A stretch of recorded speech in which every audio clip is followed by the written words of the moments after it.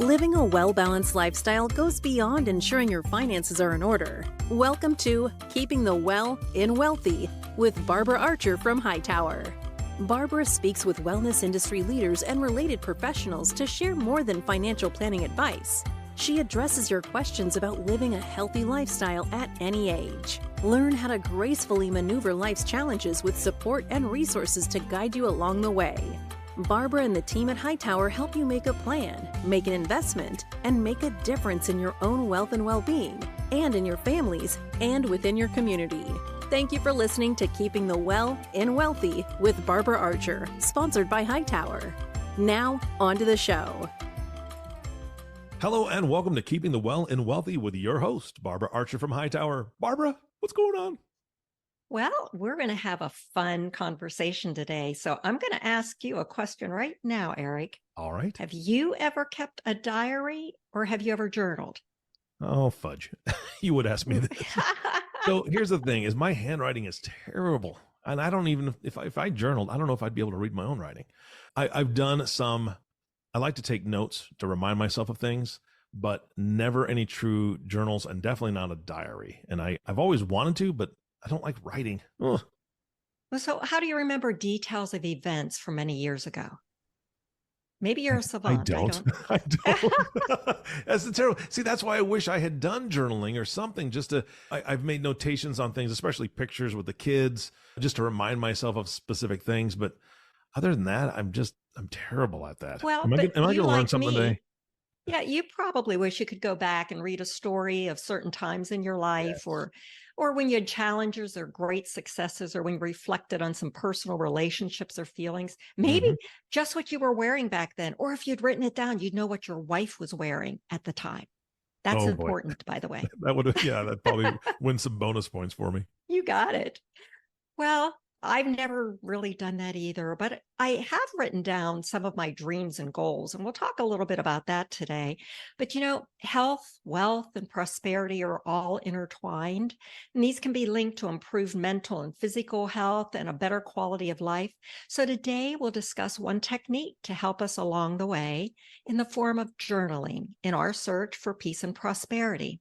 And Eric, I'm going to look forward to having you join us later to hear, in fact, after you hear our dynamic Jo Franco, if she can help you get started. Okay? Sounds good. I love it. All righty. Well, I'm so excited to introduce you to Jo Franco. I recently met her at a Hightower conference, and my goodness, she was a true force of energy. Jo is a multilingual content creator and author of Fluentish, the language learning journal and planner. She is the founder of JoClub, a global movement whose mission is to spark innovative thinking and learning through journaling. Jo is a travel presenter on Netflix's The World's Most Amazing Vacation Rentals and infuses her experience as a cultural in-betweener to tell meaningful stories around the globe. Jo has learned English, French, Spanish, Portuguese, Arabic, Greek, and Italian, and she has made over 600 videos across 2 YouTube channels, amassing over 1.3 million subscribers. Additionally, Jo created and hosts her hit podcasts, Not Your Average Jo and Money Baggage, with weekly episodes to inspire the not so average Jo. Jo, welcome. It's great to see you again and have the opportunity to discuss journaling today for peace and prosperity. Barbara, you are so great at hosting this podcast. Wow. Well done. That bio, I was like, I believe in that girl. It's so crazy to have your bio read so well. Thank you. I appreciate that. Well, having met you, you are just such a dynamic woman, and I'm so excited for our audience to get to know you a little better. But I have to ask you a quick question. We're going to talk about journaling. So do you journal in English or one of the other 6 languages you've mastered? I love this question. So I do both. And I use, when it's day-to-day journaling, I'll most likely journal in English. But what I have realized in journaling in different languages is that it actually helps me see things in different lenses. For instance, if I want to get into the root of the emotion, I'll journal in Portuguese, because Portuguese is actually my native tongue. So I was born in Brazil. And so when I speak Portuguese, it brings me back to this like heart-filled emotional space of nurture, because as all of us are when we're babies, we're being nurtured. So there's actually research that shows that your native tongue is far more emotional than a secondary language that you learn, because the same logical process that the brain has to use to think of like logical decision making is the same part that it uses for language learning. So if you're journaling and you're learning a new language, I really suggest that you try to journal in a different language and see if you can think more logically versus emotionally. And I've tested this with polyglots, with people who speak multiple languages. I will ask them very deep questions, very intentional questions. And I'll say, okay, answer this in your L1 in your native language. Answer the same question now in your L2. And every single time I've tested this, people's responses, same person, starkly different responses in two languages. It's crazy. That's amazing. Now, you mentioned your native language is Portuguese and you were actually born in Brazil. So can you just open up here a little bit and share some of your personal background and bring us up to when you started journaling for yourself in 2005? Little story. I can't wait to meet your mom someday, by the way. Just hearing my some mom stories is about her. If you think I'm a force of nature, you got to see my mom. She's actually where the story begins, obviously, as all of our stories begin with our mom and dad. But my mom specifically was always wanting more. She really wanted to take her kids to a place with more opportunities. She grew up in pretty violent, neighborhoods, and didn't want that for her three kids. So by the time I was 5, I was about to turn 6, she took my two siblings and I to the States. So we went from Rio in the big city to very small town America, Connecticut.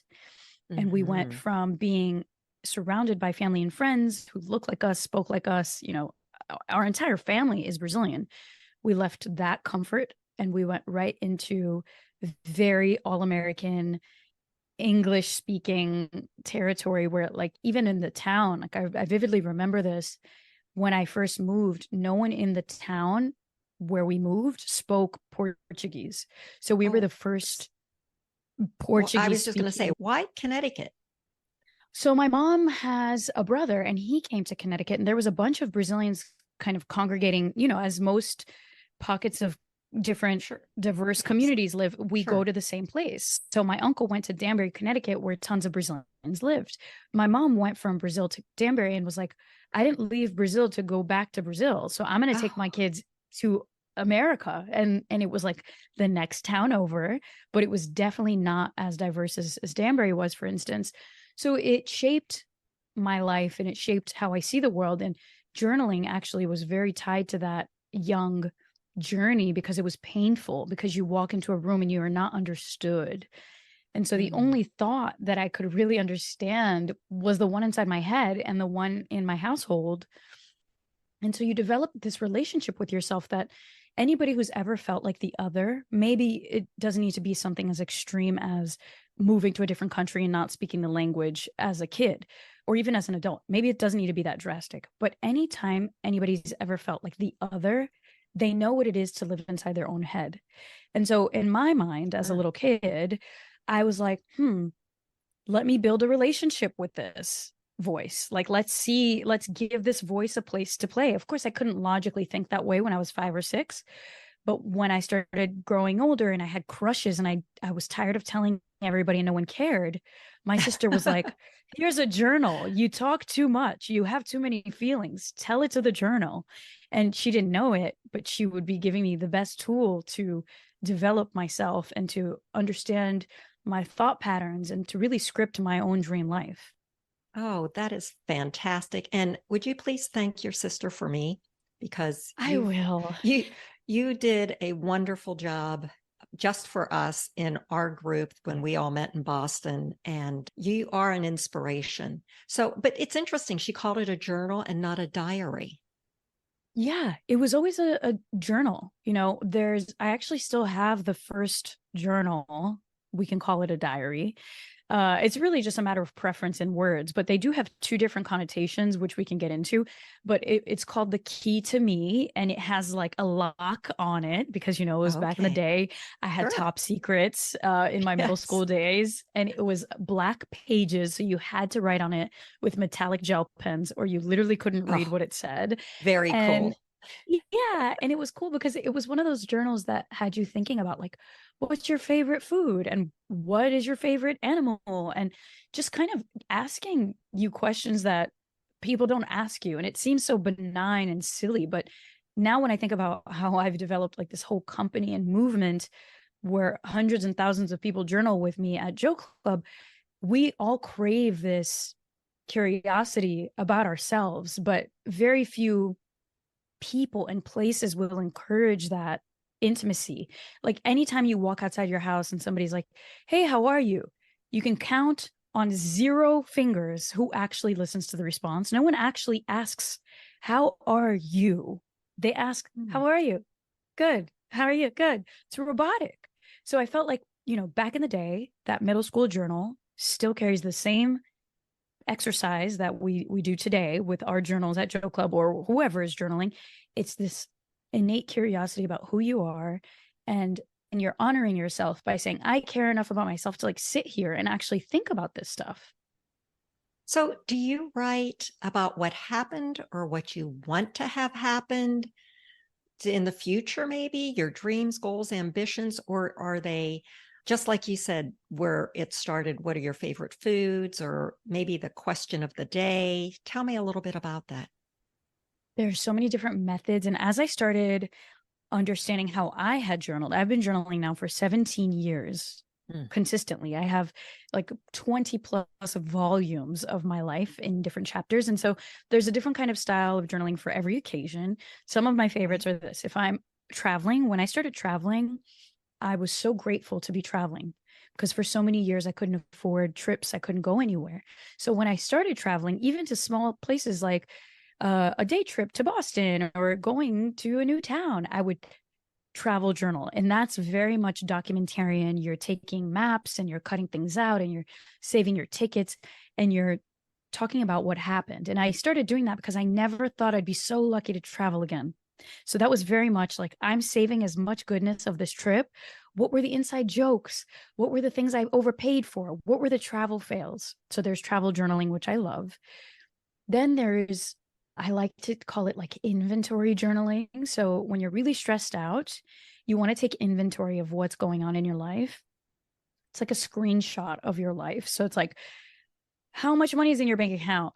What is stressing you out? What's good? It's just like taking evaluation. Then there is manifestation journaling, which is when you start writing out the things that you want, but you could do this in the present tense, which is very powerful. So a lot of times I journal to my future self, and I even schedule it. There's a free tool called futureme.org. So I'll say like, okay, I'm going to write my future in a year from now in the present tense. So you're like, I'm in a beautiful glass house with a partner who loves me. My company just hit X amount of money. So I create so many different styles of journaling. Then there's like a simple way that I always recommend for people to start is a gratitude bullet journal. So just gratitude lists, things that are very beautiful in your life. If you want to take it above and beyond, try to write 100 things that you're grateful for and see if you can. And odds are you find so many more reasons to be grateful. Whenever I'm stressed, I take 10 minutes of just gratitude journaling because you realize like when you zoom out, there's so much good. And Absolutely. we hyper focus. And then the last one I'll say is the things that I want to remember list, which is another great tool for beginners. It's just writing down a list of everything you want to remember. I think when in doubt, that's the one style that I always do so that I can capture those beautiful moments, those small nuances that made me want to remember those things forever. Oh, that's so nice. Now I feel a little bit better because I do keep a gratitude journal. And, we're going to talk today about peacefulness as well as prosperity. So I know journaling, that's really kind of helped you, even with your travel. Tell me a little bit about how journaling helped you with your vision to travel. So one thing I have to say is like, when people think of journaling, they immediately think I'm stressed out, I'm about to burn out to a crisp, and now I need to journal and write all of the negative things in my head down. And I think that's very effective and very helpful, and it's very cathartic and soothing and therapeutic. It's an important thing to do. However, I always like to say journaling is preventative mental wellness. You don't need to just journal when you're on your wit's end. Like, you don't want to wait until the moment you're about to blow up. And when I started traveling is when I learned this. So I studied abroad in Paris. I studied abroad in Paris. I was in my sophomore year of college. I went to school in New York, studied business. And when I studied abroad, I was living far away from everybody for the first time. I was living in a homestay with a French mom who was very strict. And my mom she was never really strict to me. So it was like, I was struggling emotionally with this power dynamic of like, wait, what? You're telling me what to do? Like, that doesn't work out. And there was the extreme language barrier. And I was really, really broke. I had no money. So every single time I swiped, it was a moment of stress. Every time I swiped, it was a moment of stress. And so I actually kept a journal every single day of that study abroad period. And it was the thing that kept me sane. And this is when I understood the benefits of daily journaling for so many reasons. But one, because I was capturing those small little details of my study abroad trip. Two, there's this element of observation. When you start journaling every day, you live your life with more observant eyes. If you speak to a writer is going to look at the world with more descriptive eyes and might ask deeper questions because they're harvesting life for those details that put life into words and words into life, right? So like, as I started daily journaling, I'm like, it's funny because I know I have a journal entry to write tonight. So in turn, I'm just more present because I'm looking for the details that I'm in the moment. You make it almost sound like a type of meditation when you're journaling. It's just so interesting to me. I call it active meditation because it is. Oh, you do? Oh, I do. I call it active meditation, mental flossing. I also use that. It's emotional hygiene because it is. And among all of the things, it's just like this. I call it also like a little prayer because whether you're religious or not, you're taking time to say this moment, these memories are special enough. They deserve the ink. They deserve the time. They deserve to be written down to be remembered, right? Like, that's a gratitude act in itself. That's so marvelous. So journaling, when we talk about finding peace within ourselves, it is a form to promote some peacefulness, because I like that you say you're not just always at your wit's end. It's like, I keep the gratitude journal to just thank every day for all the wonderful blessings I've had. And just stepping back and being present in the moment and then reflecting on that. So do you journal?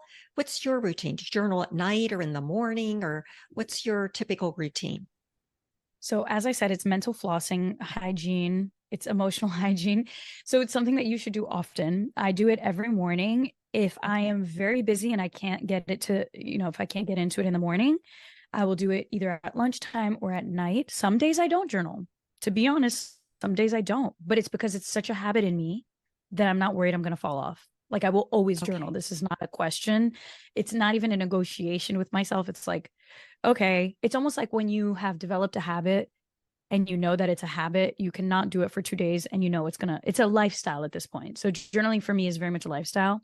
When I'm traveling, I write every single day because I already know that when you're traveling, so much happens that I don't want to forget.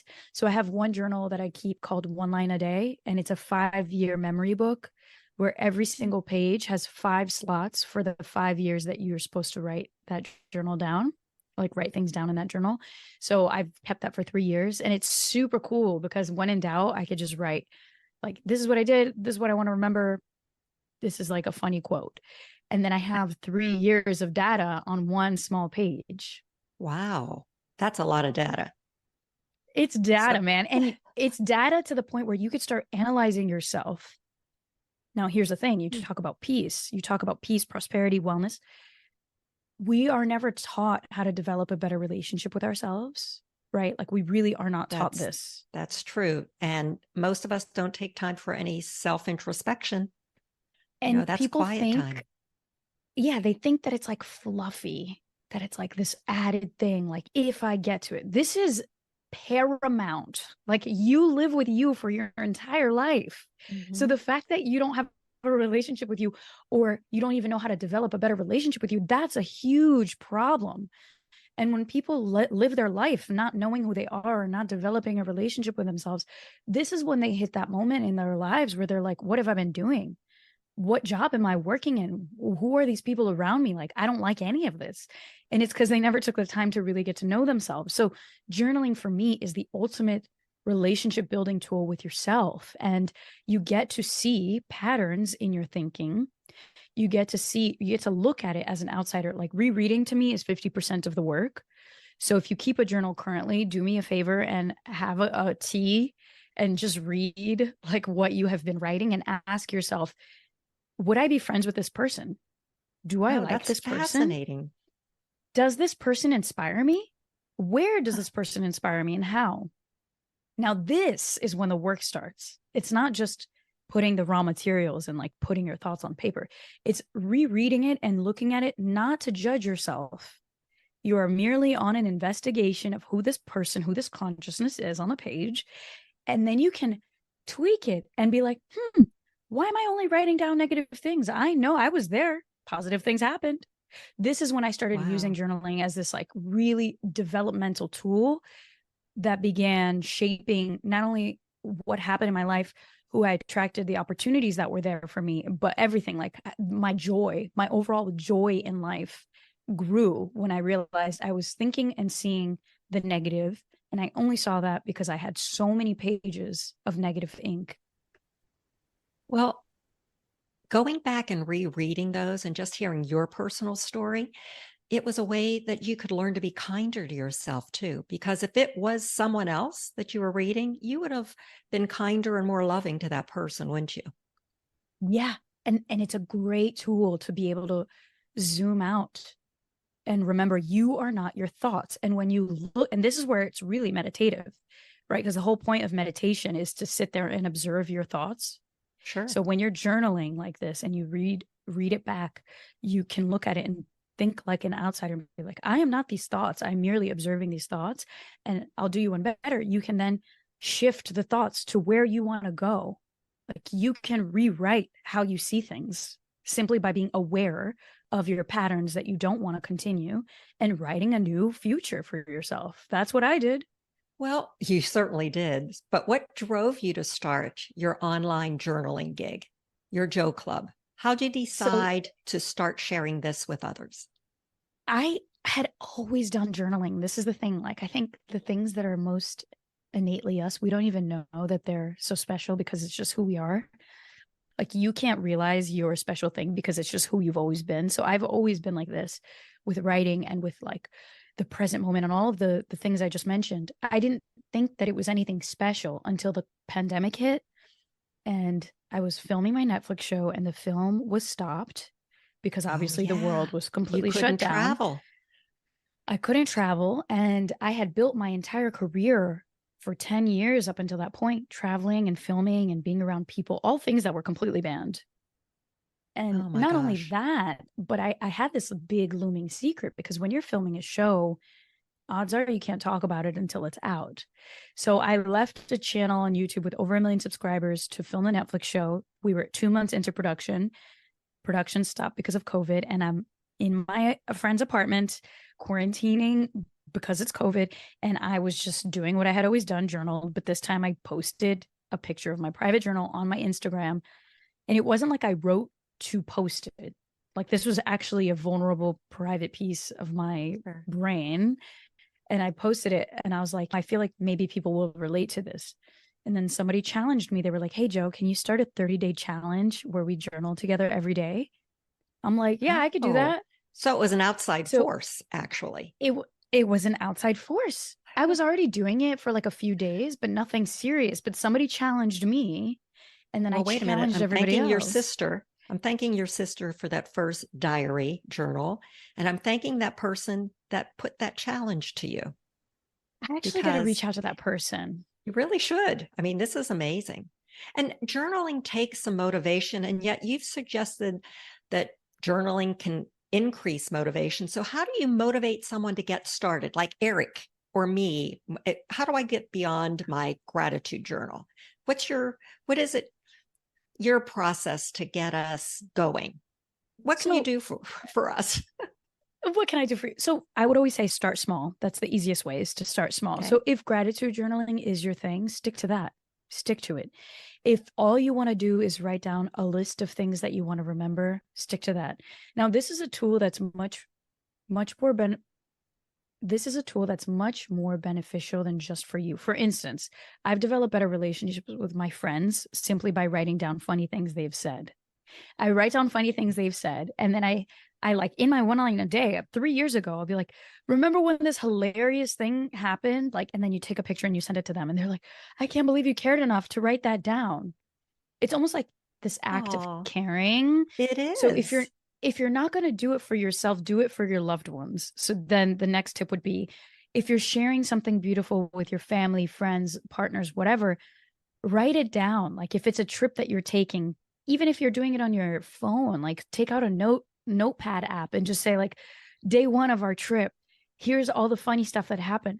Here are the things that I don't want to forget, and share it with your friends. So this is a relationship building tool, not just for you, but for others. So if you're not going to do it for yourself, do it for others. Well, you know what? This is really good timing. I'm going away on a trip with 3 girlfriends in the next few months. So I'm going to take this up as a challenge to really record this trip. Yeah. And then, there are tools that you can use. I'm going to send you my prompt pack for travels. So I create different journeys. A big piece of JoClub is creating prompts for the right occasion. I think a lot of people get overwhelmed and they're like, I don't know where to start. I have so much on my mind. So we take that friction away by giving people prompts. So in JoClub, the company, if you remember, there are 12 themes to guide you through a balanced 12-month year, where it's different themes like self-investment. We talk about financial literacy. We had a whole month on financial literacy. So diving into the emotional connections with your finances. We talk about zest for life. Like, how do you light that fire? We talk about exploration and expansion, both physically and internally, emotionally, externally, all of it. We have so many different themes, from gratitude, relationships, creativity. So we'll ask you a daily prompt to guide you through that train of thought. But then we also do things like prompt packs. So it's like you're going on a trip, take the wander and write prompt pack. Or you need some motivation, I'll ask you 30 prompts to get you motivated. And it's really fun because you can ask a million people the same question and the answers will be different. So when you journal, do you do that quietly, or do you add music? Or what happens if there's activity around you? I'm just thinking when you're traveling, if you're doing it on a plane, or, you want to capture something. So when's the best time to do that? Excuse the interruption. I know you're listening to Hightower's Keeping the Well and Wealthy podcast, but if you have questions related to these or other wellness and financial issues, please reach out to your advisor or go to hightoweradvisors.com to find a financial advisor near you. Now, back to Barbara. Another great thing about journaling, you learn to create this quiet space for yourself wherever you are. I've been in planes and like with babies crying, of course, headphones help. I've been in bus stations. I've been in classrooms with people. So it becomes this, suddenly I'm isolated. Like when the journal opens, I am in my zone. I love music at JoClub. You can even search this on Spotify, the JoClub profile. We have tons of playlists to help people, get in the zone with different music tastes. That's fun. Sure. And it becomes a whole experience. What I always like to recommend people is to create a ritual out of it, as if it's a self-care routine, because it is. So light your candle, make your favorite beverage, put on your playlist, and then let the thoughts flow on paper. Oh, that sounds like a beautiful little escape. I like that idea a lot.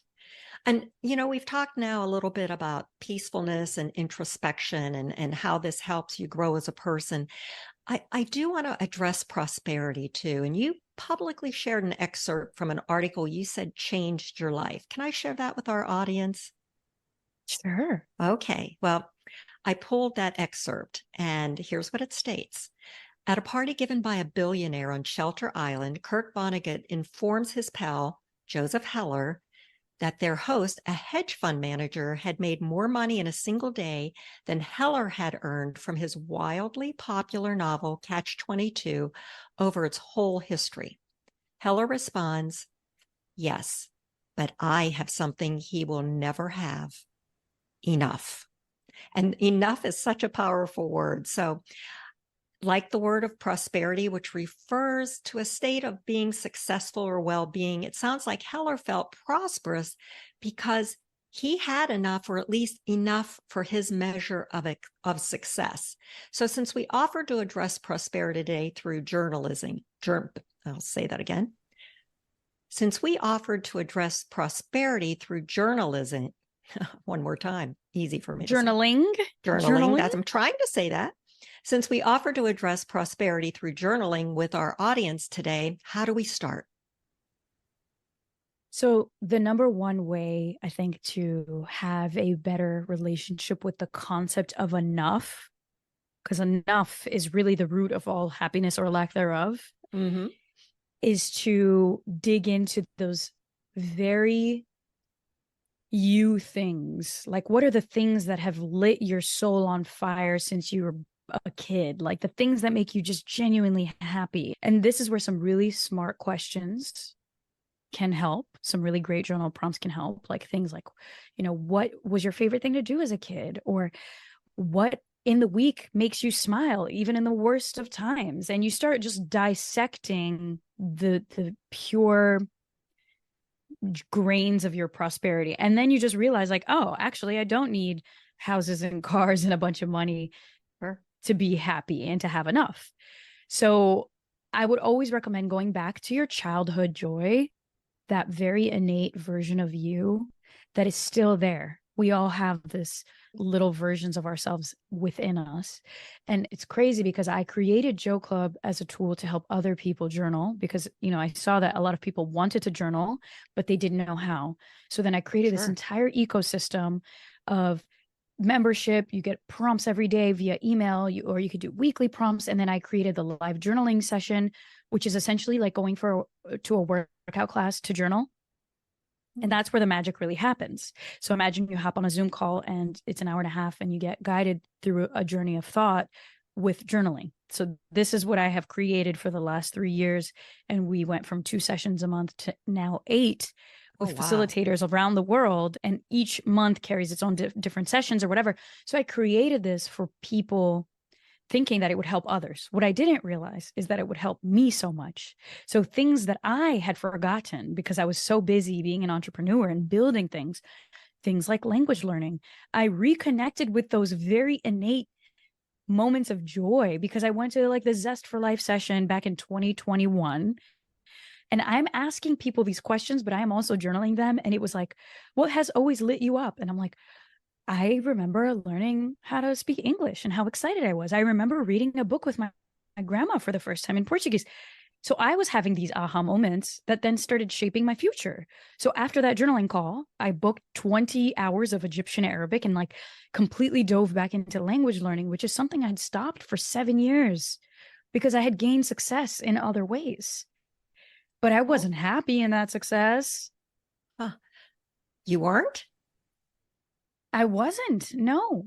What happens oftentimes is that we do something that's, maybe a grain of what we like to do. So my first chapter was making a travel YouTube channel. Okay. And I wanted to travel, but I was with a business partner. We were young. And at that point, I just wanted to kind of like win my freedom. So my very first goal was financial freedom. And when I started gaining that, because I was traveling all over the world and getting sponsorships and learning how to build an audience, and I was making money traveling, it seemed like a dream come true. But in my journals, I swear to you, I have receipts from this, I was growing further away from my family. I wasn't building any solid relationships with friends or romantic relationships. I was far away from everybody that I cared about. I wasn't talking about the deep conversations that I wanted to talk about. And I wouldn't have known that was the root of my dissatisfaction had I not kept a journal. And so it was years before I actually took action on it. But a lot of things that I'm doing today that make me so happy, I had written about in 2015. Oh my So gosh. it's crazy. My next question for you was going to be, what have you learned about yourself from journaling? But obviously, you continue to learn. You continue to look back and read about yourself. But I have a question as far as, do you ever get writer's block or have a lack of inspiration? Or do you keep with you some favorite prompts that just get you going, get the juices flowing? So I think we all have these moments where we hit a wall at times, but when that happens, I just make lists, because I think lists are the ultimate defrosters of writer's block. Okay, that's easier So to start with that. When in doubt, write a list of words, and then see what happens. But yeah, to answer your question, I've changed. I didn't change. I never changed. I just became more assertive with what I knew to be true. I think when I first started documenting, I was unaware of my own power. I think we're all unaware of our own power. We all are kind of like reactive with life until we realize that we could be proactive with life and start shaping things. I didn't trust this power that I had, that we all had. I think that's what your 20s are all about, right? Like you're kind of like learning. you're being reactive. You're like, oh, I have an opportunity, I'm going to take it. This thing is happening, I'm going to do it. That's the point of your 20s. But when I was documenting, like through my journaling, I was like, wow.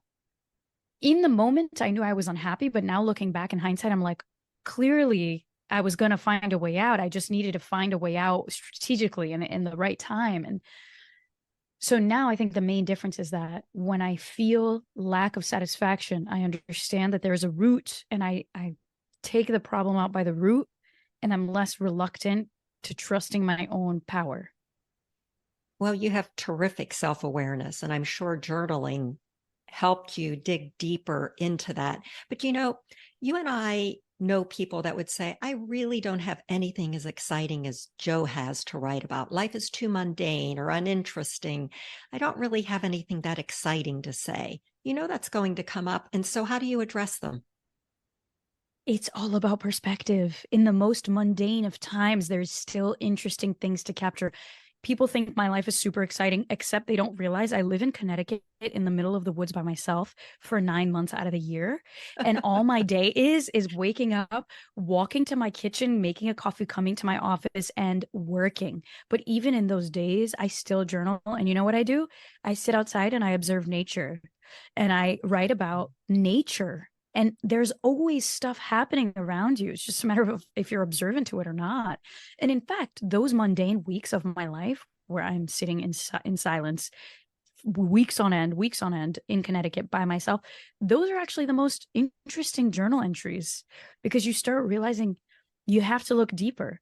You have to think. You're like, isn't that funny that these birds this is an actual journal entry, that these birds spend all spring making their nests, and then come fall, they have to abandon their homes, and then they have to go away for winter, and then they have to do it all over again. And then you start observing nature's rhythms, and you're like, how many times have I had to rebuild things? But you don't see these birds complaining.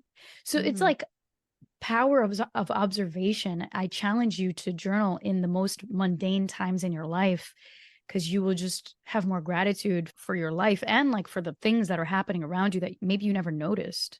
Well, Jo, I can tell you, I had a really bad day. This is several years ago in an old gratitude journal, and I did flip through it only because two people, Sarah Bonbronick, who wrote Simple Abundance, suggested going back and reading. And I watched one of your YouTubes, and you suggested reading it.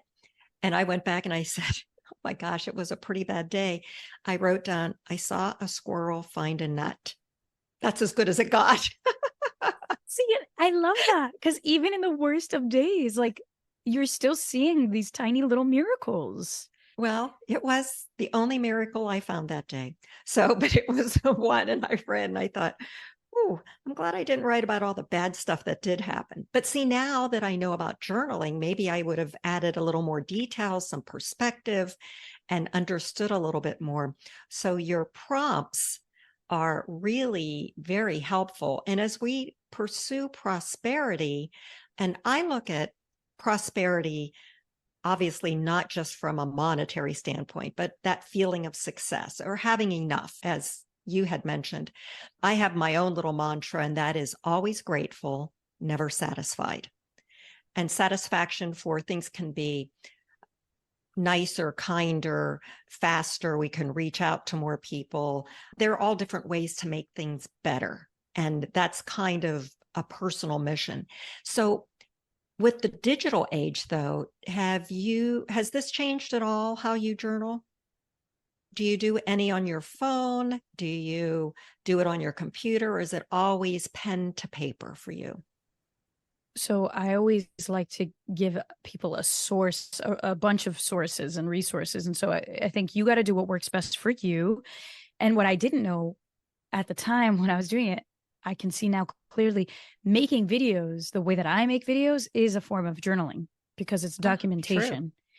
So whatever form of documentation you love, you should stick to that. Sometimes, so I make videos, of course, I make videos. I film things. I have tons of footage from my life. Even if they don't end up in videos, I have them in my camera roll. Photos are a great way to keep a journal.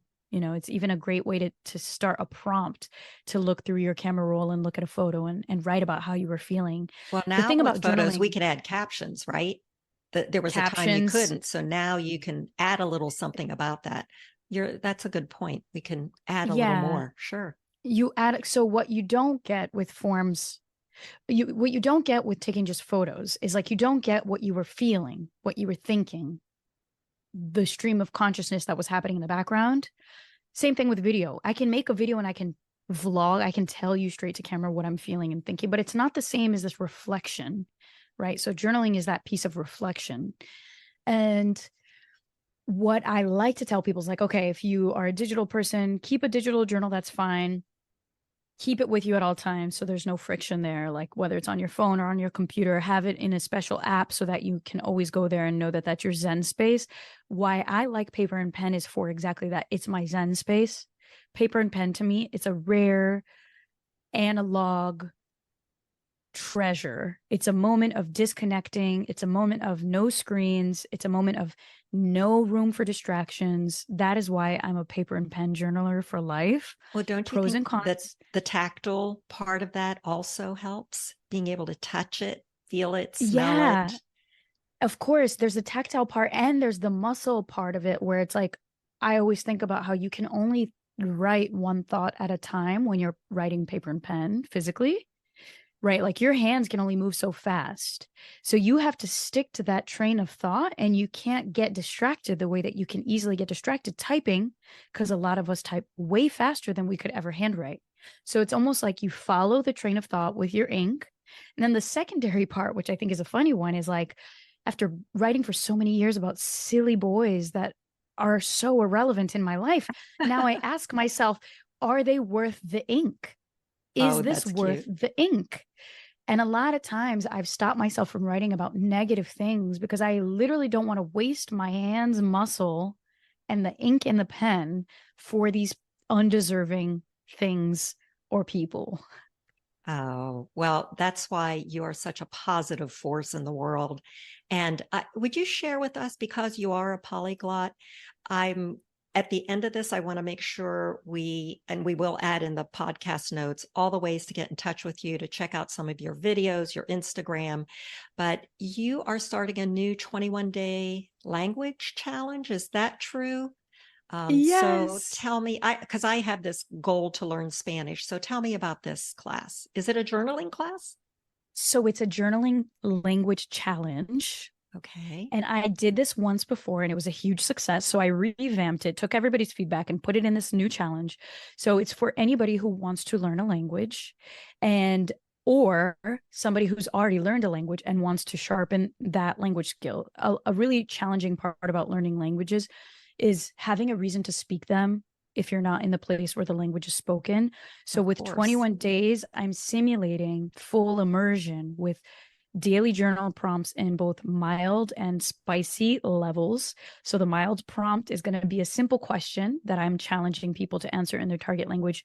Like, how was your day? Or no, just kidding. That's past tense. Like, what is your favorite day of the week and why? And then you're like, using online translators, you're using the knowledge, and I give people resources to understand how to better use online translators. And we're going to be sharing all of this material like music and podcasts and how to learn. I'm teaching people how to learn. So every day there's a daily journal prompt that you will journal in your target language. And then there's a challenge. And the challenge is the really cool part, because this is where it's a scavenger hunt. So I'm sending everybody on a global adventure from wherever they are to immerse themselves in all the new content, the new movies, the new music, the new forms of learning things. And it's going to be my favorite time of year. I do the challenges with the challengers, and I'm currently learning Flemish, which is Dutch spoken in Belgium. And I'm like, I'm just so happy, because it's just a feeling of gratitude that I get to do these things and that people join me. And last year when I did it, the number one comment that I got is, this was the most motivated people have ever felt to learn a language, because I've designed this very motivational, encouraging space. And that's the challenge. Oh, I'm very excited about this. You may have a new recruit right here. So, Jo, you have given us so much to think about and journal today. And so here are a few of my takeaways. I'm going to buy a journal that inspires me to write. And I hope other people out there will do the same, and maybe get a new pen too, just so it feels special. Journaling is a good way to get to know yourself.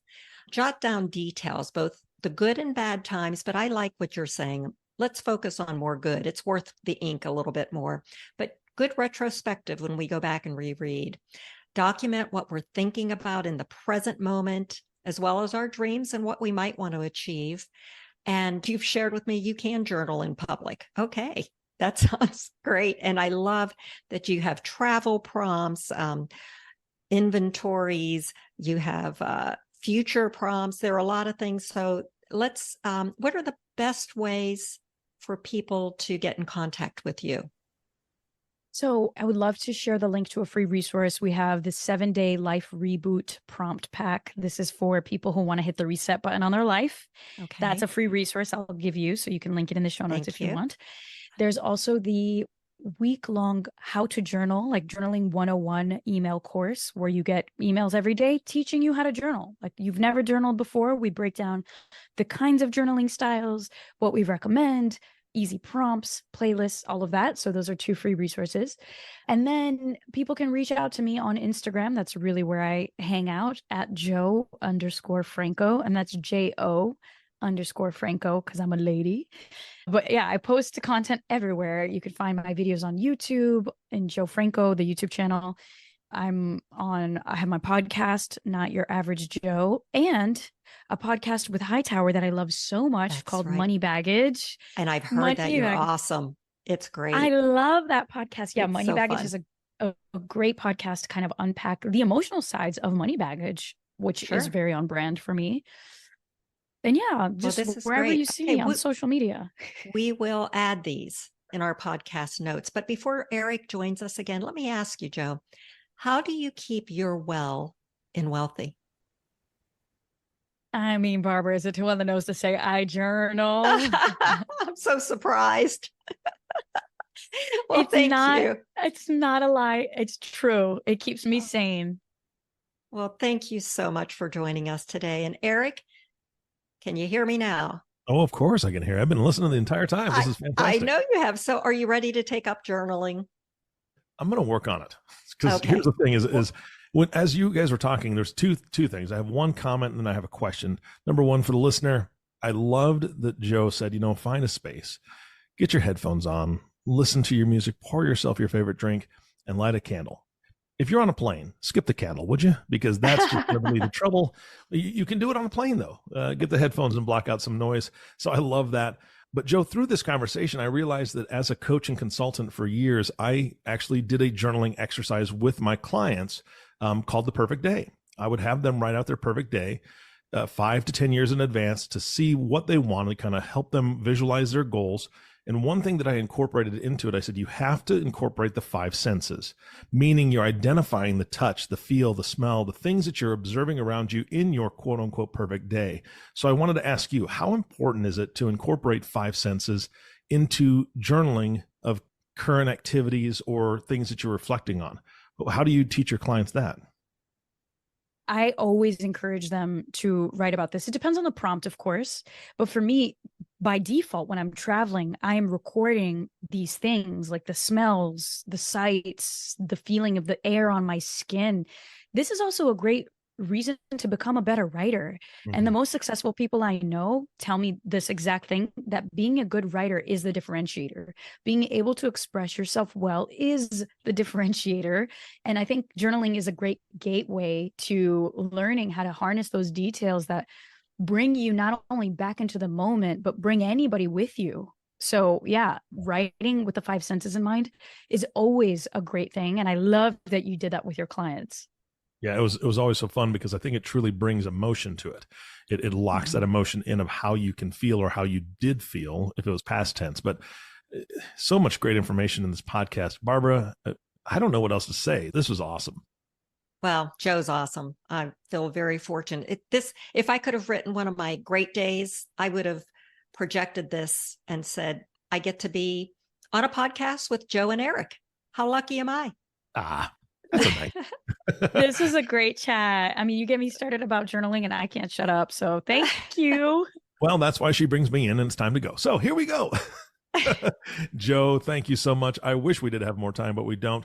Thank you so much for being an amazing guest. And of course, Barbara, thank you so much for hosting this, bringing on the best guests ever.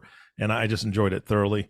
Of course, our last thank you will always go to you, the listening audience. Thank you so much for tuning in and listening to the Keeping the Well and Wealthy with Barbara Archer. If you have not subscribed to the podcast yet, please click the subscribe now button below. This way, when Barbara comes out with a new podcast, it'll show up directly on your listening device. And we humbly ask that you share this podcast, rate it, and leave a review, as this actually does help others find the show. Again, thank you so much for listening today.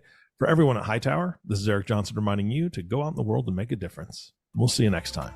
Thank you for listening to Keeping the Well in Wealthy with Barbara Archer, sponsored by Hightower. Click the follow button to be notified when new episodes become available. The information covered and posted represents the views and opinions of the guest and does not necessarily represent the views or opinions of Hightower Wealth Advisors. The content has been made available for informational and educational purposes only. The content is not intended to be a substitute for professional investing advice. Always seek the advice of your financial advisor or other qualified financial service provider with any questions you may have regarding your investment planning.